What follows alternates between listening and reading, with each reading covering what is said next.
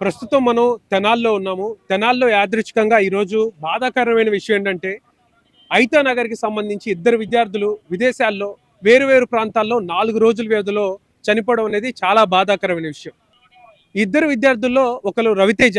ఆ రవితేజ అనే వ్యక్తి అక్కడ పార్ట్ టైమ్ జాబ్ చేసుకుంటూ చాలా బిలో మిడిల్ క్లాస్ ఫ్యామిలీ నుంచి అమెరికా వెళ్ళి 11 నెలలైంది.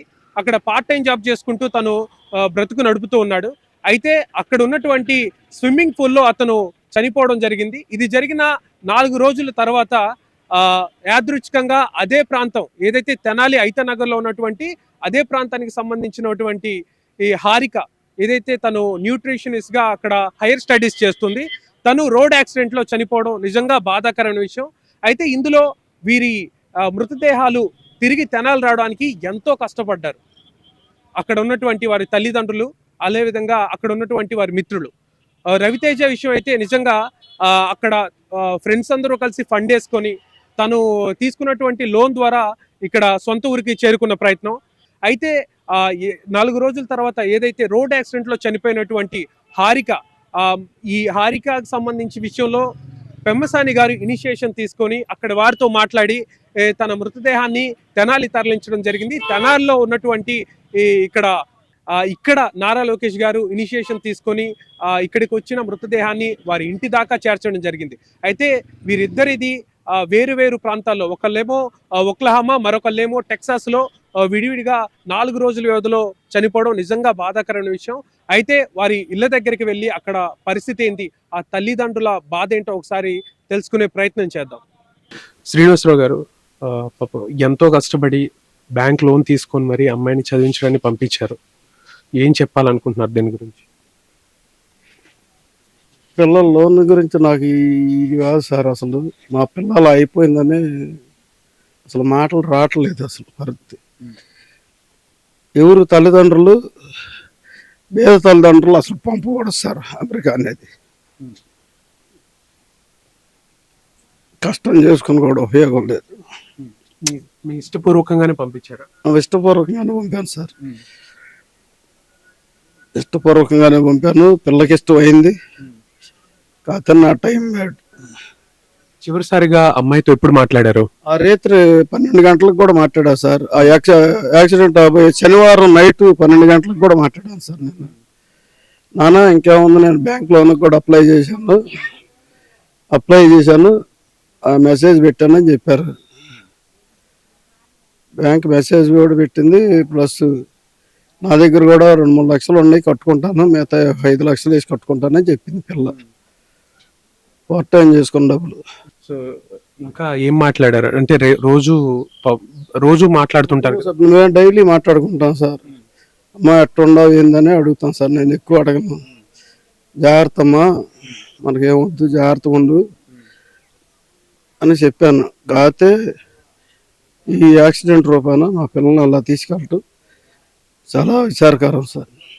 రవి గారు ఎప్పుడు వెళ్ళారు అమ్మాయి? ఆగస్టు 6వ తారీఖున వెళ్ళారు సార్. గత సంవత్సరం 2023 ఆగస్టు 6వ తారీఖున వెళ్ళారు సార్. మొన్న 21వ తారీఖు 7వ నెల 2024న మీ పాపాయి చనిపోయిందని చెప్పారు. పాపాయి చనిపోవటం ఏంటి సార్ అని అడిగాను. అడిగితే ప్రొఫెసర్ గారు అంట, ఆయనకి వాళ్ళు ఫోన్ చేశారు అక్కడి నుంచి. ప్రొఫెసర్ గారు చెప్తే ప్రొఫెసర్ గారు మాకు చెప్పారు. దిగ్భ్రాంతికి గురయ్యాం, మాకేం అర్థం కాలేదు. మా పిల్లలు అక్కడ ఉండాలి ఫోన్లు చేసి, మా పెద్దలంతా, మా ఇంటి పెద్దలు ఇల్లంతా కలిపి కూర్చొని అక్కడి నుంచి సెట్ చేశారు సార్. మన ఎంపీ గారు పూర్తిగా సహకరించారు సార్. మా పిల్లల్ని తీసుకురావటానికి శత విధాల ప్రయత్నం చేసిన ఎంపీ గారికి, మరి ఎమ్మెల్యే గారికి, మరియు ఆలపాటి రాజేంద్ర ప్రసాద్ గారికి,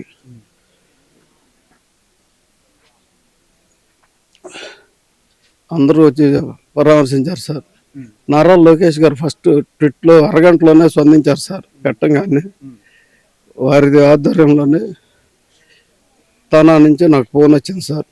మీ పిల్లల్ని మేము చూసుకుంటున్నాము, నీకేం భయం వద్దు, మేము చూసుకుంటాం అని చెప్పారు సార్.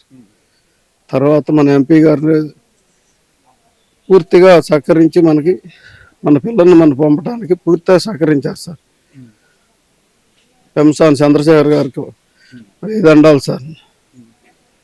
బాబాయ్ గారు, పాపని చివరిసారిగా ఎప్పుడు చూశారు? నేను శనివారం రాత్రి చూశాను సార్. తెల్లారి యాక్సిడెంట్ 10 గంటలకి అయింది సార్. ఊరు వెళ్ళిన తర్వాత, అమెరికా వెళ్ళిన తర్వాత ఇంక రాలేదు సార్. అసలు ఫస్ట్ టైం అక్కడికి ఆగస్టు 6న వెళ్ళారు. మళ్ళీ 7 రూపాయలు వచ్చింది అంతే. అనుకోని సంఘటన, యాక్సిడెంట్ అనేది. అవునండి. దాని గురించి ఏమైనా చెప్తారా? ఏం చేస్తాం సార్, అనుకోని సంఘటన. నాకు గుండెలు పిండేసినంత బాధ అయిపోయింది. ఏమీ లేదు. ఒక తండ్రిగా ఫీల్ అయ్యా. ఇది ఇక్కడ హారిక వాళ్ళ అమ్మ నాన్నగారి పరిస్థితి. వాళ్ళ అమ్మగారు అయితే అసలు పూర్తిగా మాట్లాడలేని పరిస్థితిలో ఉన్నారు. ఆమెతో మాట్లాడే ప్రయత్నం చేసినా కూడా తన బిడ్డ చనిపోయిందన్న విషయం తను జీర్ణించుకోలేక గుండెలు అరిసేలాగా బాధపడి చివరికి ఆమె కనీసం పక్కన వాళ్ళతో మాట్లాడలేని పరిస్థితిలో ఉంది. ఇది ఇక్కడ తెనాల్లో ఉన్నటువంటి పరిస్థితి. ప్రస్తుతం మనతో పాటు రవితేజ తల్లి జయలక్ష్మి గారు ఉన్నారు. ఆమెతో మాట్లాడే ప్రయత్నం చేద్దాం. జయలక్ష్మి గారు, నమస్కారం. చేతికందిన బిడ్డ ఇలా అర్ధాంతరంగా చనిపోవడం నిజంగా బాధాకరమైన విషయం. ఏం చెప్పదలుచుకున్నారు? ఏదన్నా ప్రభుత్వం తరఫున సహాయం చేయమని కోరుకుంటున్నానండి. నాకు ఇంకొక బాబున్నాడు, మా భర్త లేడు. చదువుకోవటానికి కానీ నేను కొంత అప్పు చేసుకొని అక్కడికి పంపించడం జరిగింది. నా బిడ్డ అప్పు చేసి పంపించారా? అవునండి, అప్పు చేసి పంపించాను. 11 నెలలు అయ్యింది వెళ్ళి. అది కూడా కట్టలేదు. మా బాబు కాలేజ్ ఫీజు కట్టుకున్నాడు. ఏదో పార్ట్ టైం చేసుకుంటూ ఆయన అక్కడ గడుపుతా ఉన్నాడు. మాకు ఏదన్నా అక్కడి నుంచి మాకు ఇన్సూరెన్స్ అనేది దాని ద్వారా నా బిడ్డని 9 రోజులకి మా ఇంటికి చేర్చారు. మాకు ఏదన్నా ప్రభుత్వం సాయం చేస్తే, ఇంకో బిడ్డ ఉన్నాడు నాకు, ఆయన్ని ఏదన్నా ఒక లైన్ లో పెట్టుకొని మేము ఎలాగోలా బతుకుతామని కోరుకుంటున్నామండి ప్రభుత్వం తరఫున. మీ భర్త గారు చనిపోయారు, మేము చాలా బాధపడుతున్నాము. అది పేద కుటుంబం అండి. నేనేదో రోజువారీ కూలి పని చేసుకుంటూ నా బిడ్డ ఆశపడ్డాడని నేను అమెరికా పంపించడం జరిగింది. మాకు ఏదన్నా ప్రభుత్వం తరఫున సాయం అందిస్తే చిన్న బిడ్డనన్నా ఒక లైన్ చేసుకొని ఎలాగలా బతుకుతామండి. గత సంవత్సరం ఆగస్టు మంత్లో యుఎస్ ఎంఎస్ చేయడానికి వెళ్ళాడు.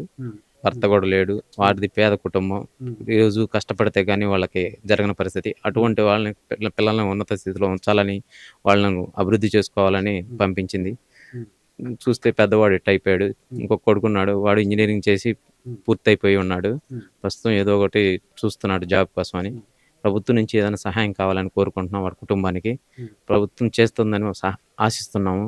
ప్రభుత్వం తరపు నుంచి కూడా కొంతమంది ఇక్కడ మినిస్టర్ గారు వీళ్ళందరూ ప్రోద్బలం చేస్తున్నారు.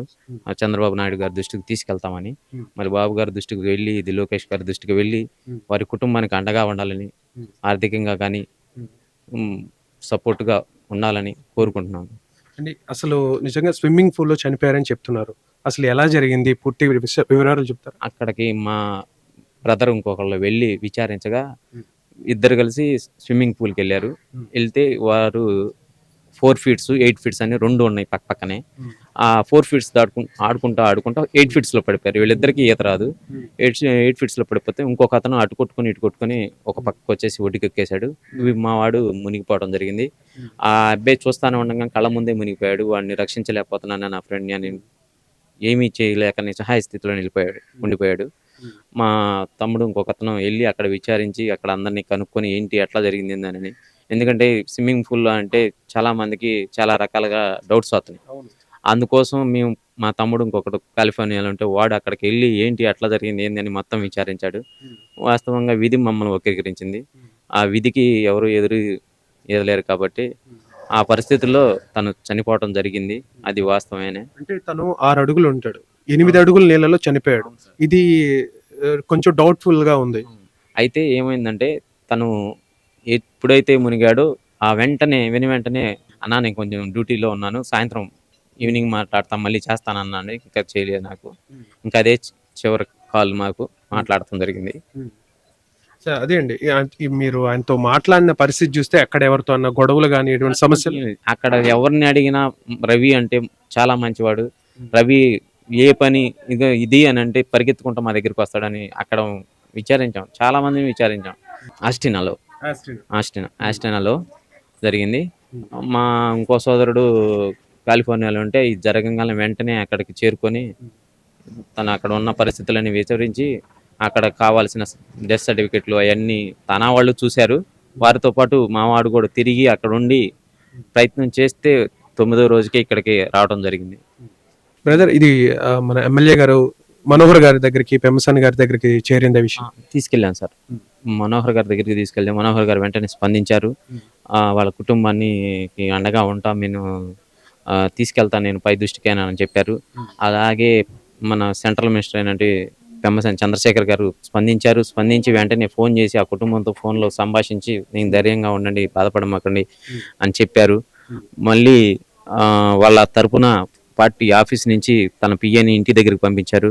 మీకు అండగా ఉంటాము మేము, నేను మాట్లాడతాను అని చెప్పారు. ప్రభుత్వంతో కూడా నేను మాట్లాడి సంప్రదించి మీకు ఏదో ఒక సహాయం చేస్తామని చెప్పారు మనకి. సో ఇది ఇక్కడ పరిస్థితి. చేతికి అందిన కొడుకు 11 నెలలు క్రితం అమెరికా వెళ్ళిపోయి అక్కడ అర్ధాంతరంగా చనిపోయి శవంగా తిరిగి రావడం అనేది నిజంగా బాధాకరమైన విషయం. ఆ తల్లి బాధ చెప్పలేని విషయం. అయితే ఎంతో కష్టపడి అప్పులు చేసి అమెరికా పంపించారు బిడ్డని. అయితే అక్కడ అతను పార్ట్ టైం జాబ్ చేసుకుంటూ కష్టపడుతూ ఇంటికి కొంచెం పంపిస్తూ తనకు అక్కడ లోన్లు కట్టుకుంటూ జీవితం సాగిస్తున్న పరిస్థితి. ఇటువంటి పరిస్థితుల్లో అర్ధాంతరంగా అతను చనిపోవడం నిజంగా ఈ కుటుంబానికి తీరని లోటుగా ఇక్కడ ఉన్నట్టు కనిపిస్తోంది.